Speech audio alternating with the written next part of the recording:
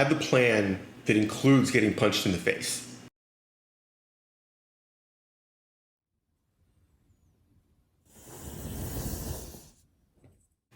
When it comes to self-defense, you should absolutely be stacking the deck. Welcome back to Bolts and Brass, folks. I'm Remy, and today we are talking about stacking the deck in your favor when it comes to self-defense.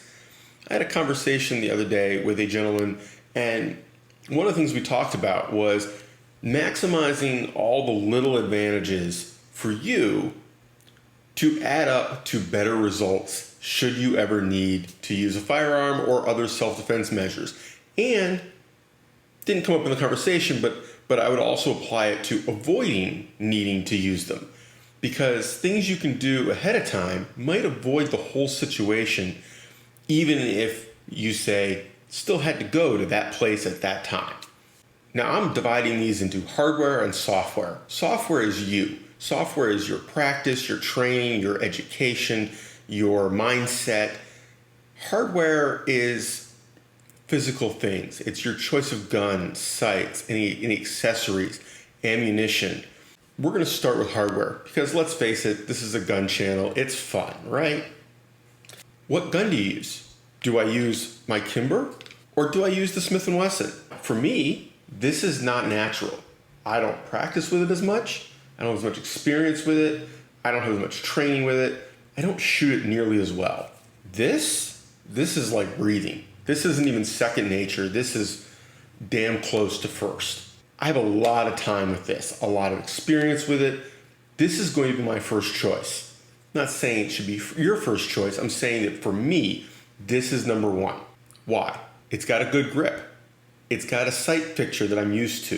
It is all about having that practice with it. Dry fire practice, range time, over and over and over and over, build the reps. That's partially software, but it's also getting used to your hardware. Ammo choice.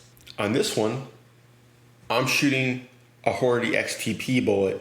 Could you shoot the HSTs, the Federal HSTs? Absolutely.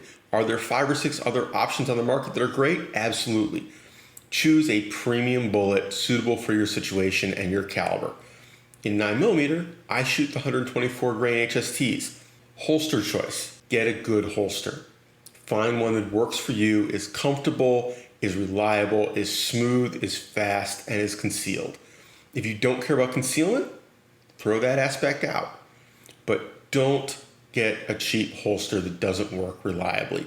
Holsters are a critical part of this system. So is your belt. If your belt is not holding your holster securely and comfortably, it's not good. Don't do it. Don't buy a nice gun and then a crappy holster and belt.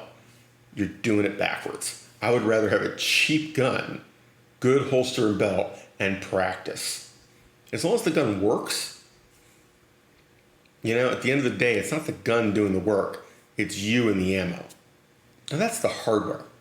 What's the software side of this? Because really, like I just said, the hardware, as long as it works, it's doing the job. Ammo is really the important part of the hardware and your ability to use the hardware, but most of that is practice and not choosing junk. On the software side, situational awareness. If you forget almost 90% of this, situational awareness, be aware of the threat. Don't be caught off guard. Don't be completely distracted. Don't be drunk. Don't be high. Know what is going on around you. Know what the threats are. Know what is going to happen. If you have a 3-second head start on the situation, that's your life. Body language, both reading other people and yours. We hear this time and again. Criminals, when they're asked how they pick victims, they pick the one that looks like a victim. They pick the one who doesn't look sure of themselves, doesn't look, like they belong. They look and feel out of place. Walk with confidence. Look like somebody who is not a victim. Hey, do me a favor, hit like, hit subscribe, make a comment, be sarcastic, I don't care. Start a fight in the comments section for all I care. If you want to see my content, subscribe and go to your subscriptions page, not your homepage. YouTube very often will not put this kind of stuff on their homepage. Mindset. Have the mindset of both I'm going to be prepared to defend myself, something could happen, but also that I am not the victim, that I am not going to just roll over and die. That is key. If you ask any martial arts instructor, any firearms instructor, aggression is key. You can't be passive. You can't just sit there and let it happen. Okay, this is not 1950s sex ed. You want to be in control. You don't want to be the passive victim. Get the trend here? Don't be the victim. Stay calm, but be prepared. Getting all anxious about it, getting all stressed out about this stuff doesn't help. This is all low percentage things, right? Don't live your life stressed out about this. Don't live your life in fear, but be prepared and stay calm. When the situation happens, freaking out doesn't help. Calm. If the guy mugging you is looking at you, or the guy thinking about mugging you is looking at you, and this person that they're looking at does not look afraid. They look very calm, collected, and ready for this. One, that's going to throw them off their game. Two, they might decide, this doesn't look like such a safe bet. Maybe I should try somebody else. And three, it leaves you better prepared. Internally, let your heart rate increase. Let your adrenaline go. Let it happen. But your outward projection is, I am in control. This is the situation I am okay with, I am comfortable with, I am prepared for. When it comes time for actual combat, actual fighting, don't hold back. You've crossed that threshold from restraint to maximum aggression. Fight hard. You're defending your life. You're defending the life of anybody around you. Maybe your children, maybe your spouse, maybe your boyfriend or girlfriend. I don't care who it is.